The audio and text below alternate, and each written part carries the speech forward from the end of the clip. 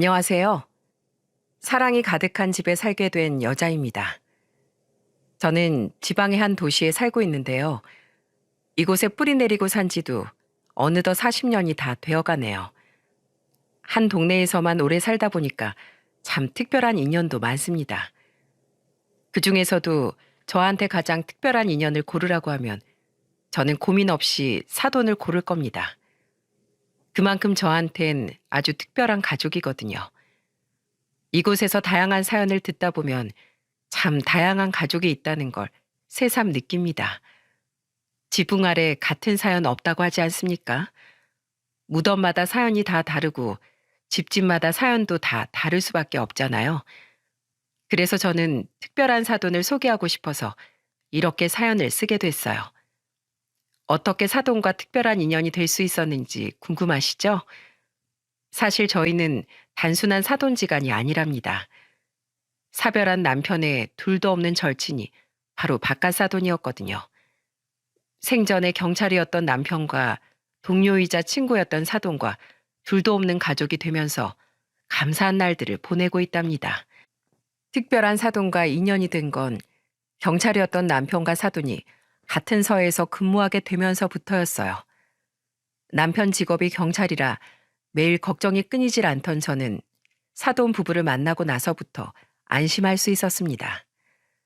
그때만 해도 남편이 가깝게 지내던 동료가 있다는 것만 알았지 제대로 인사도 몇 번 못 나눠본 사이였죠. 그러다 남편이 도망치는 도둑을 검거하려다가 크게 다쳤던 적이 있었어요. 석 달 정도 병원에 입원하게 된 남편은 꼼짝없이 병원 신세였습니다. 다친 남편을 보면서 마음 한켠이 무거웠어요. 그런데 그때 바깥사돈이 음료수를 사들고 와서 저한테 다가와 인사를 건넸어요.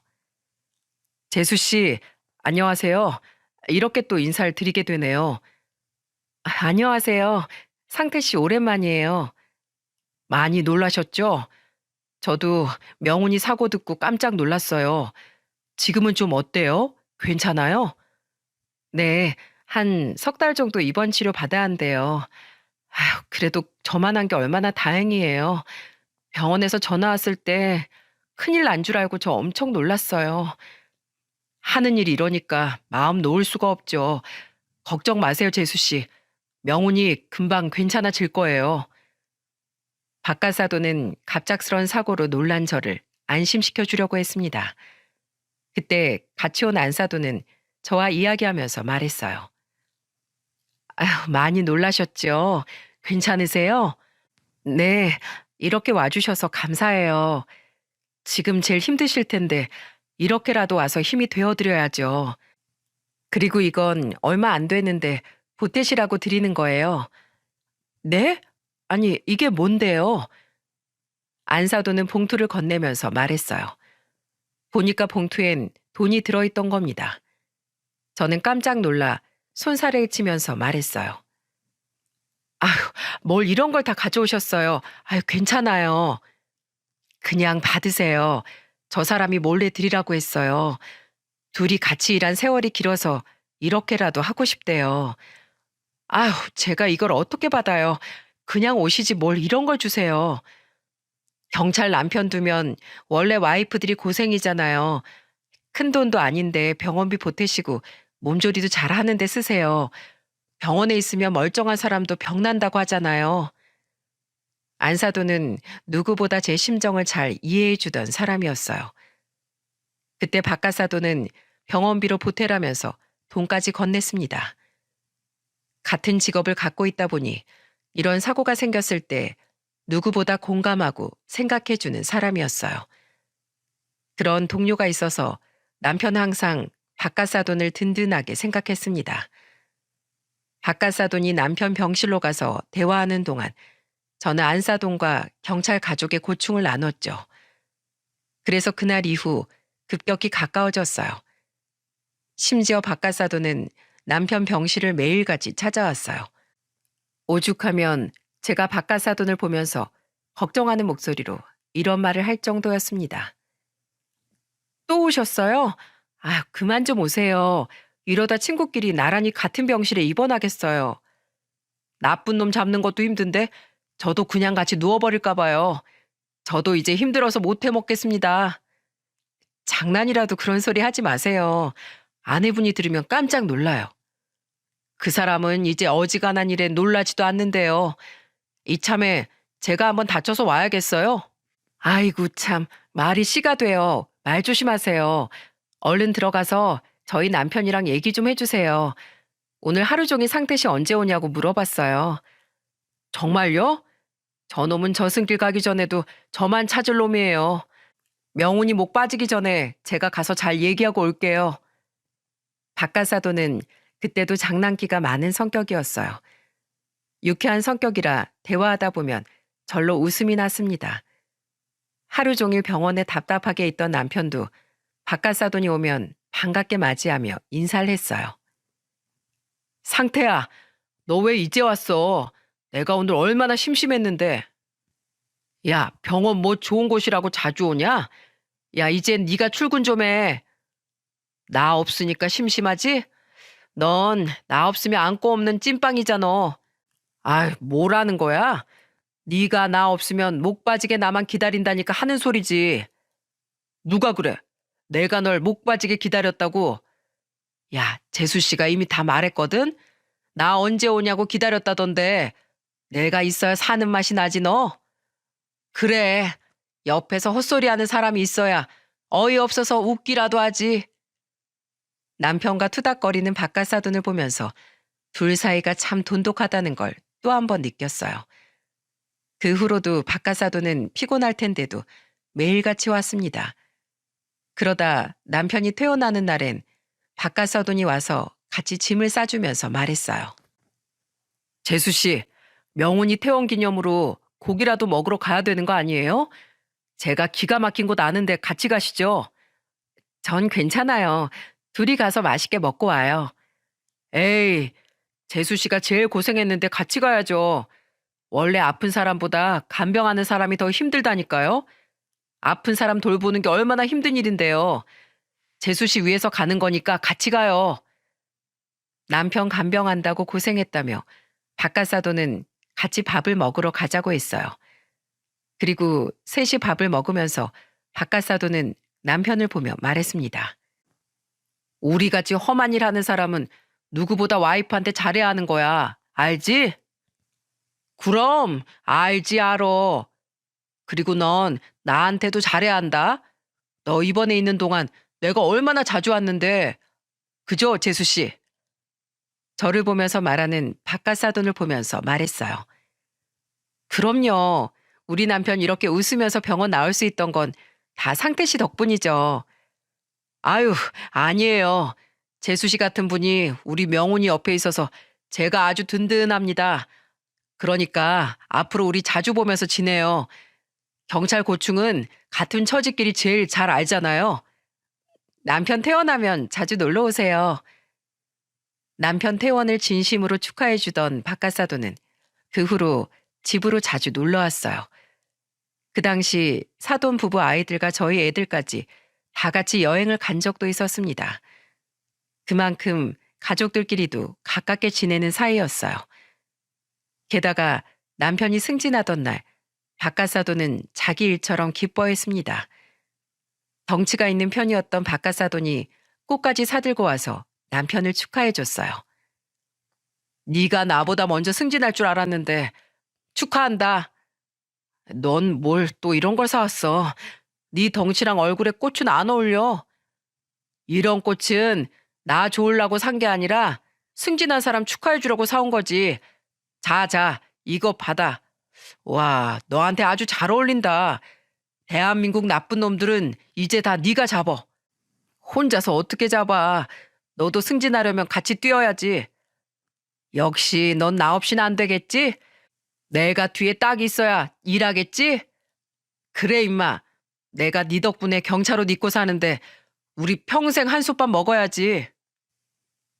둘이 어깨동무하면서 신나게 떠드는 모습이 꼭 형제 같아 보였습니다. 전생에 둘이 부부였나 싶을 정도로 끔찍하게 서로를 챙겼어요. 그래도 중마고우 같은 박가사돈이 남편 옆을 지켜줘서 저는 든든했습니다. 서로 격없이 지내면서 오랜 시간 지나다 보니 정말 가족 같았어요. 그래서 저희 딸과 두 아들은 바깥사돈을 삼촌이라고 부르면서 따랐습니다. 그때만 해도 저희가 사돈이 될 거라고 꿈에도 상상 못했어요. 그런데 시간이 흘러서 저희 딸이 30 중반이 됐을 때 바깥사돈이 남편한테 이런 말을 했습니다. 야, 명훈아, 설아가 지금 몇 살이지? 우리 딸? 이제 30 중반쯤 됐나? 우리 아들도 30 후반인데 제 짝을 못 잡고 혼자 있어.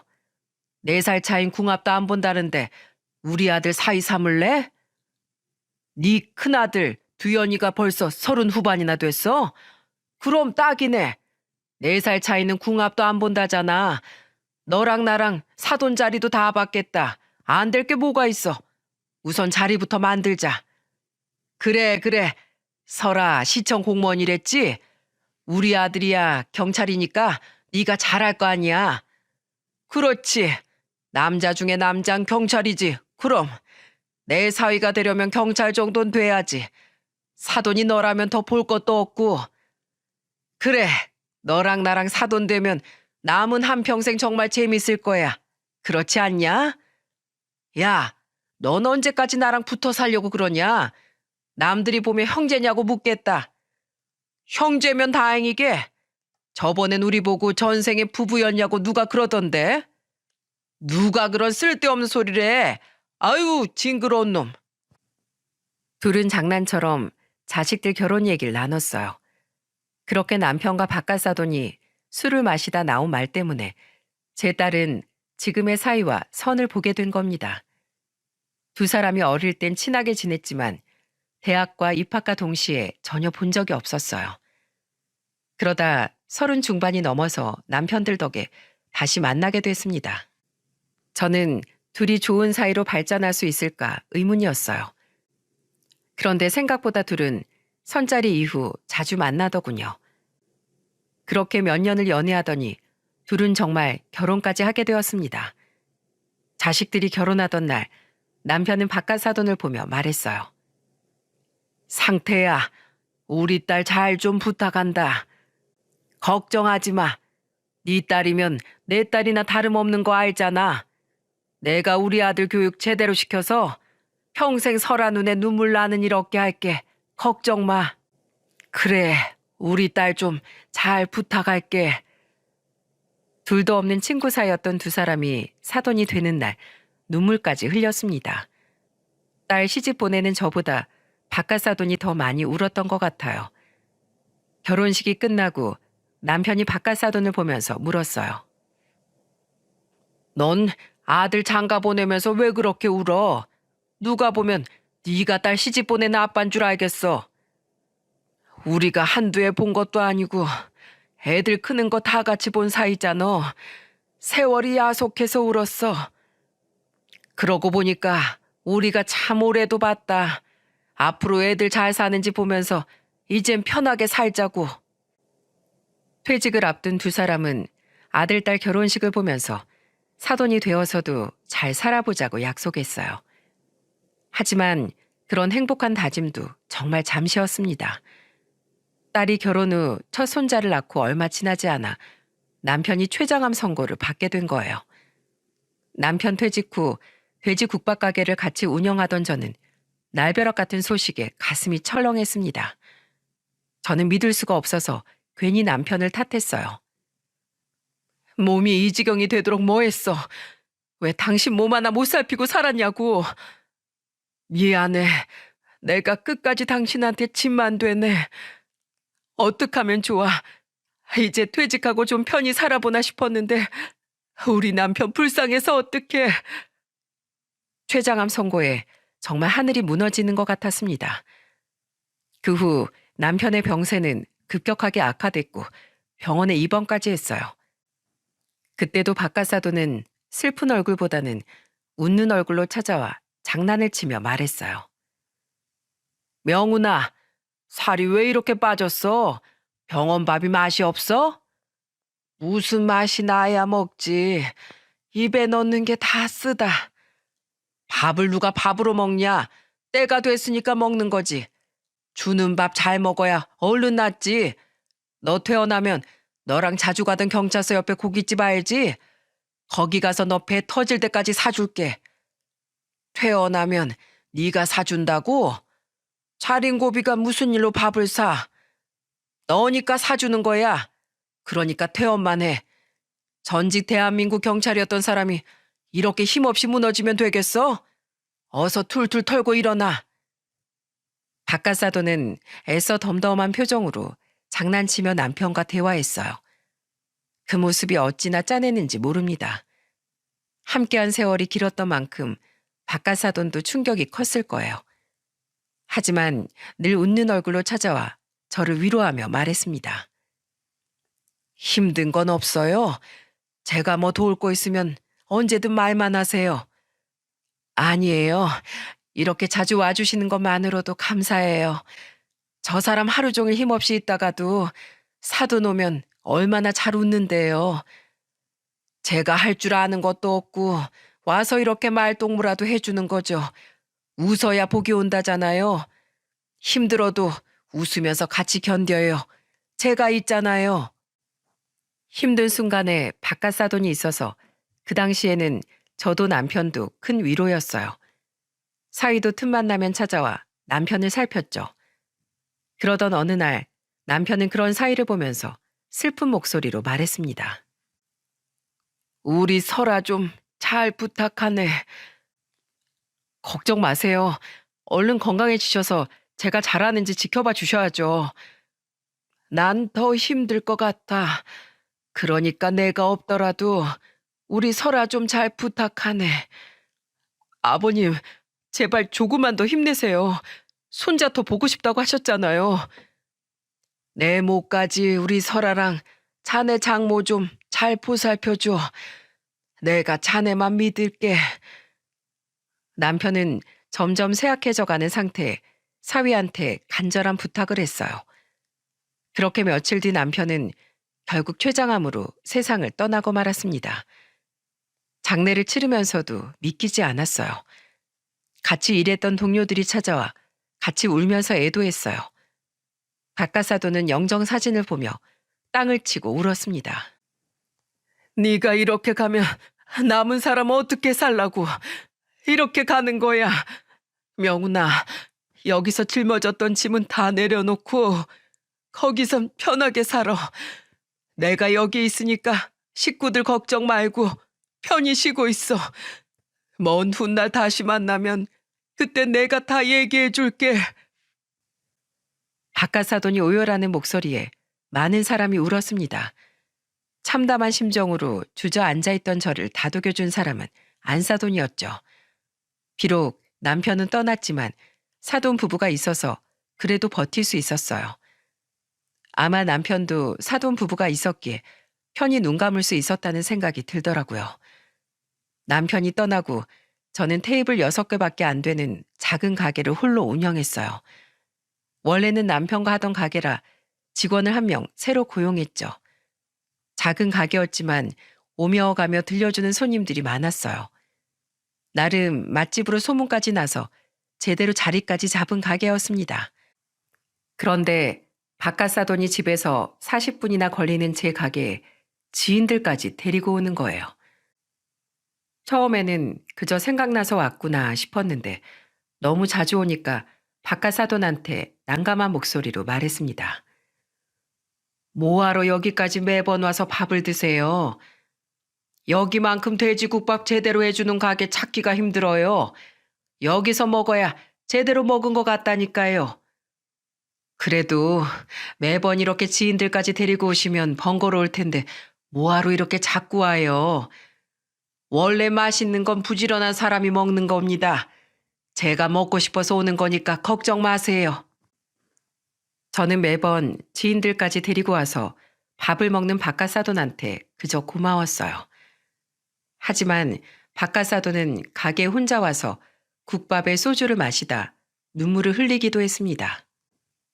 설아랑 두연이 잘 사는 모습을 명훈이가 봤으면 참 좋아했을 텐데 참 속상하네요. 그 녀석이 자꾸 생각나요. 손자 재롱 부리는 거 보면 아마 동네방네 자랑하고 다녔을 텐데 저만 이렇게 봐서 어떡해요. 바깥사돈의 슬픈 목소리에 저도 슬픈 목소리로 말했어요. 그래도 바깥사돈 덕분에 하늘에서 흐뭇하게 보고 있을 거예요. 여기 처음 개업했을 때도 명훈이가 엄청 좋아했어요. 이런 가게 하나 꼭 하고 싶어 했거든요. 뭐든지 열심히 하던 친구였는데 좋은 사람은 왜 이렇게 빨리 떠나는지 정말 답답하네요. 나쁜 놈들은 명줄도 길던데. 너무 고생해서 빨리 쉬고 싶었나 봐요. 저도 처음엔 왜 그렇게 빨리 갔나 허망했는데 이젠 하늘에서 아무 걱정 없이 편히 쉰다고 생각하니까 좀 낫더라고요. 그래도 그 사람 사돈 덕분에 매번 든든하다고 말했어요. 제가 뭘 한 게 있나요? 사명감이 깊어서 그런지 매일 앞장서서 일하던 친구였어요. 같이 일한 사람들이 명운이 열심히 산 거 다 압니다. 제가 더 살폈어야 했는데 괜히 미안하더라고요. 나만 여기 살아있어서 그런가 봐요. 그럴수록 사돈이 열심히 살아주셔야죠. 이렇게 울고 있으면 어떡해요. 길이 다가와서 그런가 괜히 속상하네요. 자꾸 자책하게 되네요. 미안합니다, 사돈. 남편을 그리워하면서 눈물을 흘리던 바깥사돈은 속상한 하소연을 털어놨습니다. 가끔 남편이 생각나면 바깥사돈은 혼자서 가게를 찾아와 술을 마시면서 울기도 했어요. 한 번은 같은 축구회 사람들과 단체로 오기도 했습니다. 늘 잊지 않고 와주는 바깥사돈한테 너무 감사했어요. 공무원으로 일하던 딸이 우연히 들렸다가 꽉 찬 가게를 보면서 놀란 목소리로 말했습니다. 엄마, 테이블 6개가 꽉 찬 거야? 이렇게 꽉 찬 적은 없던 것 같은데? 네 시아버지가 동네 사람들 죄다 끌고 왔어. 우리 아버님이? 그래, 매번 내가 얼마나 고마운지 몰라. 딸은 바깥사돈의 배려에 감동했어요. 그래서 그런지 딸은 사돈 부부한테 정말 잘했습니다. 한 번은 바깥사돈이 가게에 왔다가 저한테 기쁜 목소리로 말했습니다. 제가 주말마다 조기 축구회에 나가는데요. 지난주에 글쎄 우리 며느리가 음료수랑 간식을 박스채로 보냈더라고요. 며느리 덕분에 제가 어깨가 으쓱했어요. 정말요? 우리 설아가 아주 세심한 구석이 있어요. 그러니까요. 사람들이 저한테 며느리 잘 봤다고 아주 부러운 소리를 하더라고요. 제가 이번 생에 복이 참 많은 것 같습니다. 저희 딸 예쁘게 봐주셔서 저도 기분이 좋네요. 며느리가 행동 하나하나 믿게 하는 법이 없으니까 칭찬밖에 할 게 없어요. 아주 자식 농사 잘 지으셨어요. 딸은 바깥사돈이 식당에 일부러 온다는 걸 알고 시댁에도 정말 잘했어요. 시댁에서 예쁨 받는 딸을 보니까 너무 좋았습니다. 그 후에도 딸은 사돈 부부 결혼 기념일에 여행을 보내주기도 했어요. 그리고 며칠 후 서희는 딸과 같이 저희 집으로 찾아왔습니다. 그러더니 서희는 저를 보며 기쁜 목소리로 말했어요. 장모님, 저희도 여행 가요. 갑자기 가긴 어딜 가자는 거야? 일만 하신다고 잘 쉬지도 못하셨잖아요. 사람이 쉬기도 해야죠. 주말인데 같이 놀러 가요. 너희 둘이 가지 뭐하러 나까지 데려가려고 그래. 에이, 장모님이 가셔야 저희가 더 재밌게 놀죠. 같이 가요. 저는 괜히 딸이랑 사위 여행 가는데 방해만 되는 것 같아서 안 가려고 했어요. 그런데 딸까지 저를 설득하면서 말했습니다. 사위가 엄마랑 같이 여행 가는 게 소원이라고 하는데 같이 가자, 엄마. 아이고, 알겠다, 알겠어. 가자, 가. 사위와 딸의 제안에 저는 오랜만에 즐거운 여행까지 했습니다. 여행 내내 사위가 너무 잘 챙겨줘서 아들과 여행하는 기분이었습니다. 사위가 하도 옆에서 잘 챙겨주니까 같이 갔던 식당 주인이 저를 보며 물었어요. 아들이랑 며느리랑 여행 오신 거예요? 아들이 참 자상하네. 아들이요? 요즘에 이렇게 살가운 아들이 어딨어요? 아들이 아니라 딸 같아요. 저는 그 말에 깜짝 놀랐습니다. 그러자 사위가 웃으면서 말했어요. 저는 딸 같은 사위예요. 제가 어머님을 많이 닮은 것 같죠? 어머, 사위였어요? 손님은 참 복도 많으시네요. 이런 사위의 딸까지 말년에 아주 행복하시겠어요. 저는 식당 사장의 말에 웃으면서 말했습니다. 그럼요. 제가 말년에 사위복이 많아서 참 행복합니다. 남편 떠난 빈자리를 채워준 건 사위와 딸이었어요. 혼자 있을 저를 걱정해 자주 들려줬거든요. 자식은 부모를 닮는다더니 사위가 바깥사돈 성격을 참 많이 닮았더군요. 심지어 사위는 휴무일에는 가게에 나와 일을 돕기도 했습니다. 점심이나 저녁에 사람이 많이 몰려서 일손이 부족했거든요. 괜찮다고 해도 고집을 부리면서 자꾸 오는 사위 때문에 고맙기도 했지만 괜히 미안했어요. 저희 가게에서 처음으로 큰 사고가 터졌던 날도 사위는 주방에서 설거지를 하고 있었어요. 한 중년 남자 손님이 핸드폰으로 트로트를 크게 틀더니 밥을 먹는 거예요. 그때 옆에 있던 손님이 중년 남자 손님을 보며 정중하게 부탁했습니다. 노래 좀 꺼주세요. 여기가 집도 아니고 여러 사람이 있는 곳이잖아요. 내가 내 돈 내고 밥 먹는데 무슨 상관이야? 네가 나 밥 먹는데 보태준 거 있어? 어린 놈의 자식이 어디서 어른한테 눈을 부라려? 뭐요?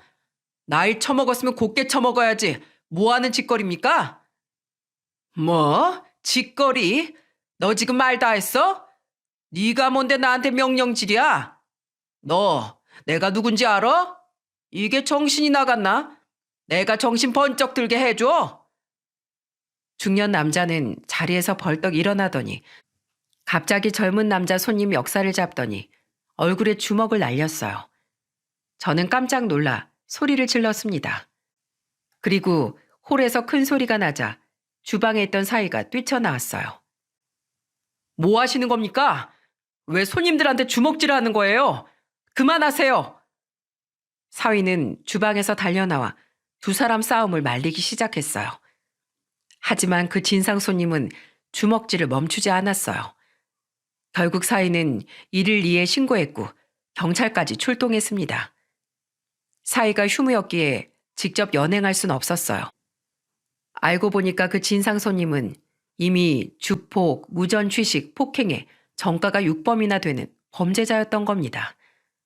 그리고 출소한 지 석 달 만에 또 폭행으로 연행되는 바람에 교도소 신세를 또 지게 된 거예요.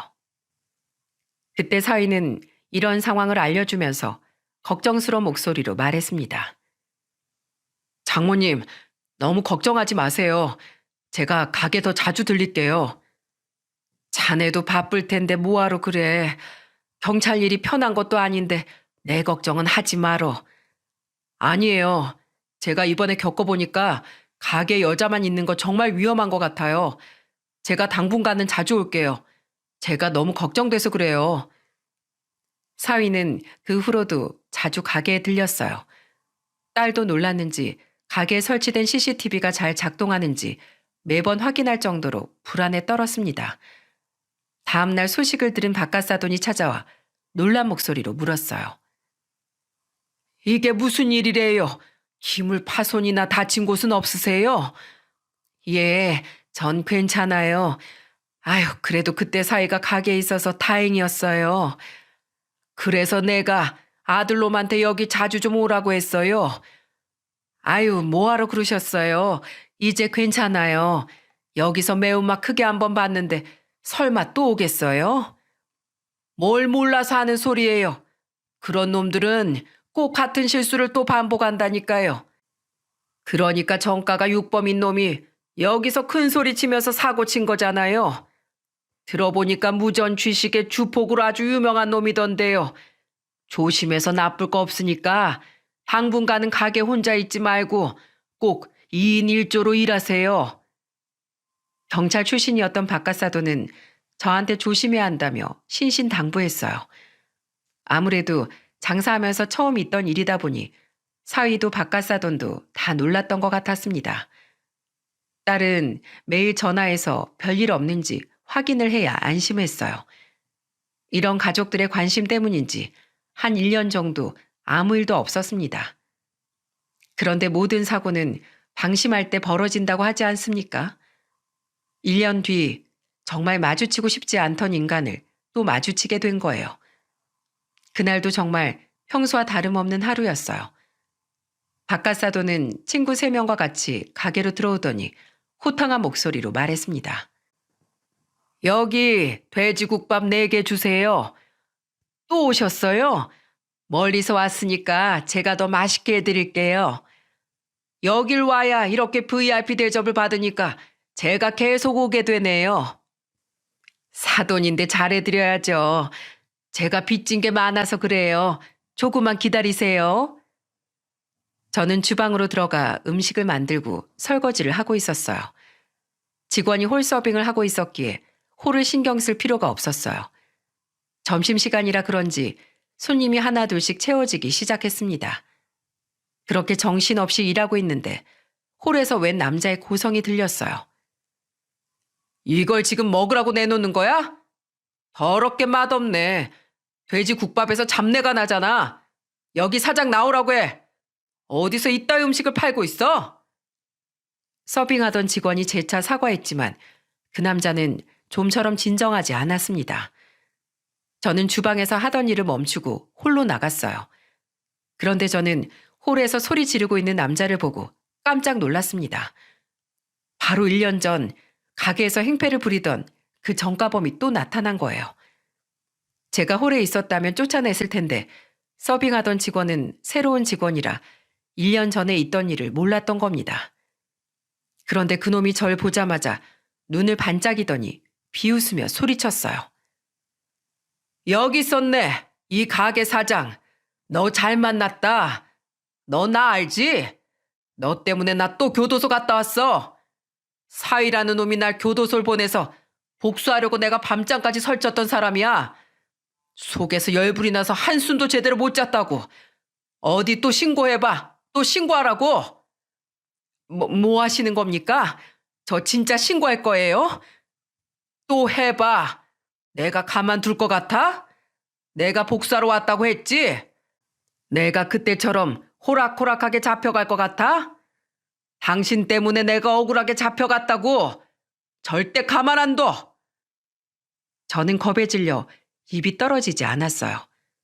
그러자 그 전과범은 뚝배기를 들더니 바닥에 확 던져버렸습니다. 전과범이 제 가까이 다가왔을 때 바깥사돈이 우렁찬 목소리로 소리쳤어요. 한 발자국만 더 움직이면 죽습니다. 쓰다 꼼짝 마. 바깥사돈이 우렁찬 목소리로 소리치니까 그 전과범은 사돈을 보며 물었어요. 넌 또 뭔데? 이 쥐똥만한 가게에 왜 이렇게 사람이 많아? 나 전직 경찰이다. 그렇게 소리치더니 바깥사돈은 그 전과범을 단번에 제압해버렸어요. 한순간에 제압당한 전과범은 고통 섞인 목소리로 소리치며 말했습니다. 뭐야, 경찰? 그래, 내가 전직 경찰이다 이 자식아. 네가 감히 사돈 가게에서 행패를 부려? 누울 자리를 보고 다리를 뻗으랬어. 여기가 어디라고 또 와서 행패야? 사돈? 이 집안은 무슨 사이고 사돈이고 죄다 경찰이야. 여기만 잠복하고 있는 거야 뭐야? 쥐새끼같이 돌아다니면 너 못 잡을 줄 알았어? 대한민국 경찰이 우스워? 나 대한민국 경찰 출신 김상태다. 내가 비록 퇴직했어도 너 같은 놈들을 한 손에 제압할 힘은 남아있거든. 그리고 원래 죄 지은 놈들은 발 뻗고 못 자는 게 정상이다 이 자식아. 아, 이놈의 집구석은 뭘 이렇게 경찰들이 많아. 짜증나게. 이것 좀 놔줘요. 나 이번엔 진짜 잘못한 거 없다고. 그릇만 깼다니까요. 그릇도 기물 파손이야. 호랑이 굴에 지금 제 발로 걸어 들어왔으면 그만한 죄값을 치르고 가야지. 여기가 어디라고 와 감히. 진짜 몰랐다고요. 여기 전직 경찰이 있는 줄 알았으면 안 왔을 거라니까요. 야, 이놈아. 그럼 경찰 없는 곳에선 사고 쳐도 된다는 거야? 넌 머리가 나빠서 남의 거 훔쳐서 살지도 못하는 놈이야. 알겠어? 아주 제대로 홍군형이 나봐야 정신을 차리지. 정가범은 자기는 아직 아무것도 안 했다면서 소리를 질렀어요. 하지만 박가사도는 단번에 제압한 범인을 놔주지 않고 경찰에 신고하려고 했습니다. 그러자 범인은 격렬하게 저항하면서 소리쳤어요. 나 진짜 아무것도 안 했다고요. 왜 신고해요? 뚝배기값 물어주면 되잖아요. 야, 임마. 협박했잖아. 여기 똑똑이 들은 사람이 몇 명인데 오리발이야, 오리발은. 너 협박죄가 얼마나 무서운 줄 알아? 그리고 손님 많은 곳에 뚝배기까지 깼으니까 영업 방해죄. 멀쩡한 국밥에서 냄새가 나네 마네 하면서 이 가게 명예까지 더럽혔으니까 명예훼손죄까지. 짧은 사이에 죄를 몇 개나 지은 거야? 뭔 말 한마디 했다고 죄가 그렇게 많아. 나 이제 안 찾아올 테니까 제발 신고는 하지 마세요. 나 진짜 안 찾아올게요. 제발요. 넌 이번 기회에 제대로 매운맛을 봐야 된다니까. 갱생이 안 되는 놈은 매가약이야. 딱 기다려. 박가사도는 애원하는 범인의 말에도 아랑곳하지 않고 경찰에 신고했어요. 그리고 곧장 출동한 경찰한테 범인은 또 한 번 연행됐습니다. 경찰서에서 조사를 마치고 가게로 돌아왔더니 딸과 사이가 와 있던 거예요. 딸은 절 보자마자 눈물을 쏟으면서 말했습니다. 엄마, 다친 곳은 없어? 괜찮아? 엄마 괜찮아. 사돈이 있어서 금방 잡혔어. 그냥 우리 가게 접자. 나 엄마가 고생하는 거 더 못 보겠어. 가게 그만하고 엄마도 좀 쉬어. 나 정말 괜찮아. 이 가게 아빠랑 같이 시작한 건데 내가 어떻게 접어. 이렇게 고집 부리다가 그놈이 또 여기 찾아오면 어쩌려고 그래. 오늘은 운 좋게 피했어도 다음엔 운 나쁘게 큰일 당할 수도 있잖아. 엄마, 제발 가게 그만해. 1년 전 정가범이 출소 후 가게로 찾아왔다는 말에 딸은 울면서 가게를 접으라고 애원했어요.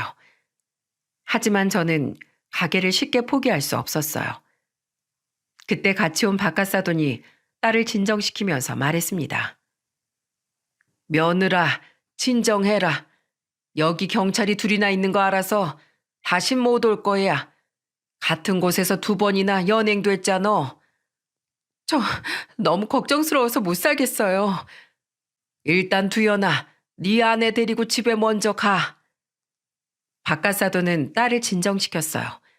그리고 사이는 그런 딸을 데리고 집으로 갔습니다. 우는 딸을 보니까 저도 참 마음이 안 좋았습니다. 그런데 다음 날 사이가 집으로 절 찾아왔어요. 그러더니 저한테 진지한 목소리로 말했어요. 장모님, 어제 아내랑 상의해봤는데요. 저희 여기 와서 살겠습니다. 어떻게 생각하세요? 뭐? 이 집에서 살겠다고? 네. 어차피 여기 방도 3개나 되잖아요. 저희 아들 등하원만 부탁드릴게요. 그래도 자네가 불편하지 않겠나? 처가살이 그거 쉬운 거 아니야. 내가 자네를 막 귀찮게 하면 어떡할 거야? 저는 끄떡 없습니다. 제가 2번이나 큰일 겪은 거 보고 느꼈어요. 아버님께 아내 눈에 눈물 안 나게 하겠다고 약속했는데 어제 아내가 밤새도록 울었어요. 장모님한테 무슨 일 생기면 아내가 울잖아요. 그러니까 제가 곁에서 지켜드리겠습니다. 사위는 딸과 같이 들어와서 살겠다고 말하는 겁니다. 괜히 저 때문에 애들이 불편해지는 것 같아 미안했어요. 하지만 사위는 단호한 목소리로 저와 같이 살겠다고 했어요. 한참 고민하는 저를 보면서 사위는 진지한 목소리로 말했습니다. 어제 그 범인 벌금형 받았어요. 다친 사람이 없어서 큰 금액으로 벌금형을 받았는데 정말 혹시 모르잖아요. 또 비슷한 일 생기면 저희도 마음이 안 좋을 것 같아요. 정말 괜찮겠어? 같이 살면 나야 좋지. 근데 자네가 불편할까봐 그렇지. 전혀 안 불편해요. 같이 살면서 잘 지내봐요, 장모님. 제가 정말 잘 모시겠습니다. 사위는 뭐가 그렇게 좋은지 입이 귀에 걸려 있었어요. 범인이 벌금형 받은 게 마음에 걸렸는지 딸과 사위는 정말로 저희 집으로 이사를 온 겁니다. 혼자 살다가 가족이 늘어나니까 저도 기분이 좋았어요. 오랜만에 집이 꽉 차는 기분이 드니까 좋더라고요. 그 후 사위는 퇴근길에 들려 저와 같이 퇴근하기도 했어요. 사위는 가게 문 닫는 시간에 같이 정리하면서 말했어요.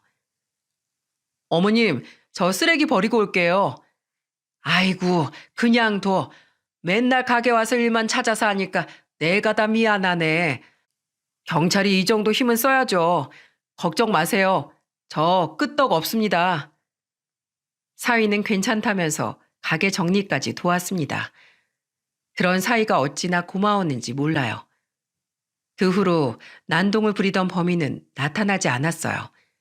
생각이라는 게 있으면 경찰 사위와 전직 경찰 출신 사돈이 있는 가게에 안 오지 않을까요? 그런데 그 사건이 있고 몇 주 뒤 바깥 사돈은 제게 깜짝 놀랄 선물을 가져왔어요. 기다란 상자를 건네면서 저한테 말했습니다. 사돈, 이거 받으세요. 이게 뭐예요? 저는 바깥 사돈이 건넨 상자를 뜯었어요. 상자에는 야구 방망이가 들어있더라고요. 너무 생각지도 못한 선물에 저는 놀란 목소리로 물었습니다. 갑자기 야구 방망이는 왜 주세요? 이건 호신 무기예요. 그때 그런 나쁜 놈들 오면 꼭 이걸로 스스로 지키세요. 요즘 세상이 눈 뜨면 코 베어가는 세상이라 그래요.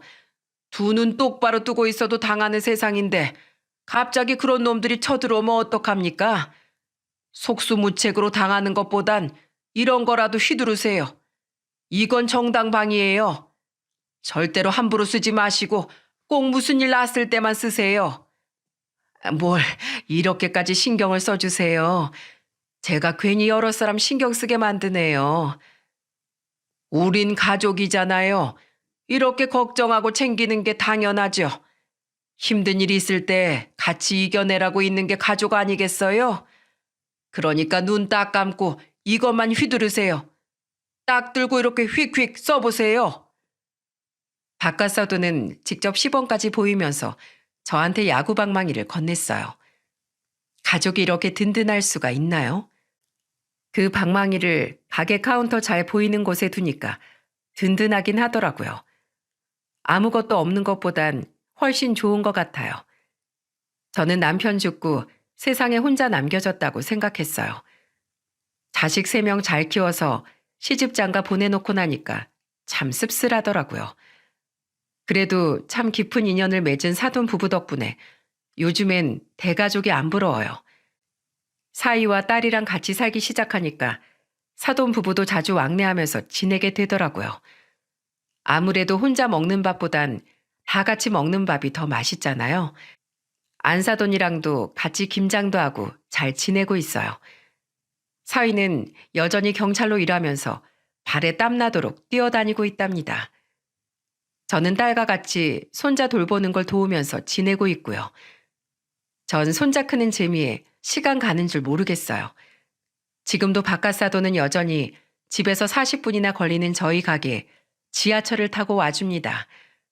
그리고 야구 방망이가 잘 있는지 보더니 저한테 웃으면서 말하더군요. 이 야구 방망이가 참 든든하죠? 예, 이게 뭐라고 귀신도 안 무서워요. 제가 뭘 했어요? 그런 호신무기 하나 있으면 아주 든든할 거라고 했잖아요. 이렇게 저를 생각해주는 바깥사돈과 사위, 딸이 있어서 저는 이제 귀신도 안 무섭습니다. 제 나이에 배우자를 먼저 떠나보낸 사람 중엔 우울증을 겪는 사람도 있다고 하더군요. 아무래도 나이가 있다 보니까 새로운 친구를 사귀기도 어려워서 그런 것 같아요. 이 사건을 겪은 지도 5개월이 지나가네요. 그때는 두려움에 떨었는데 이제는 식구들이 다 모이면 무용담처럼 말하기도 해요. 바깥사돈은 사위를 보면서 술을 한 잔 마셔서 취한 목소리로 말했습니다. 그때 이 아빠가 그놈 목덜미를 딱 잡고 꼼짝 마! 이랬다니까. 얼마나 멋있는지 알아?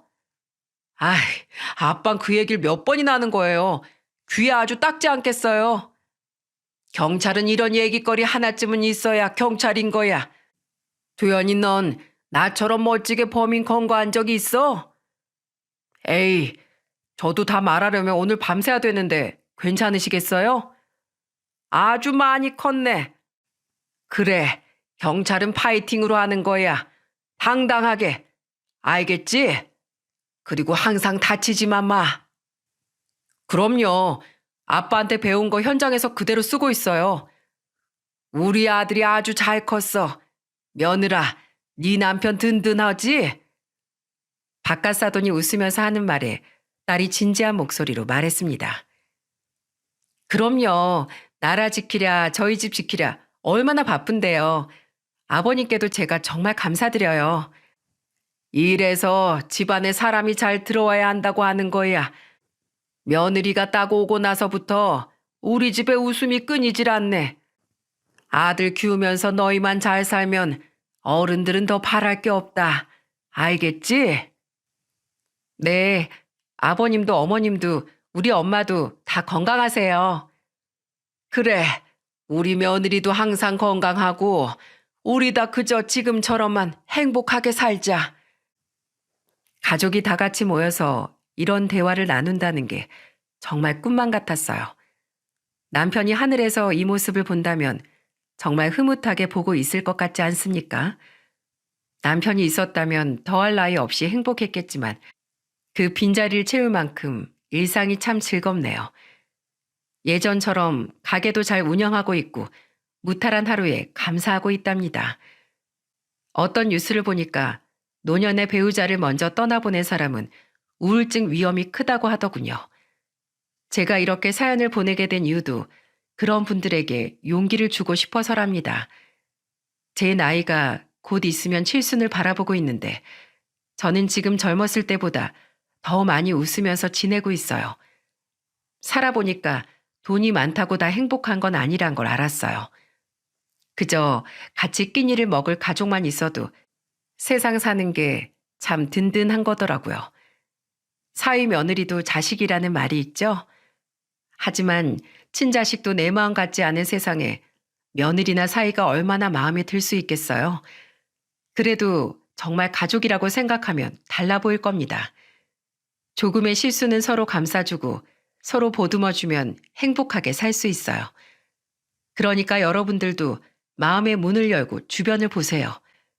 생각보다 주위엔 인생을 채워주는 것들이 많이 있습니다. 연말에는 서로 더 아껴주고 덕담을 나눌 수 있는 가족들과 즐겁게 보내시길 바랄게요. 모두 복 많이 받으시고 행복하세요.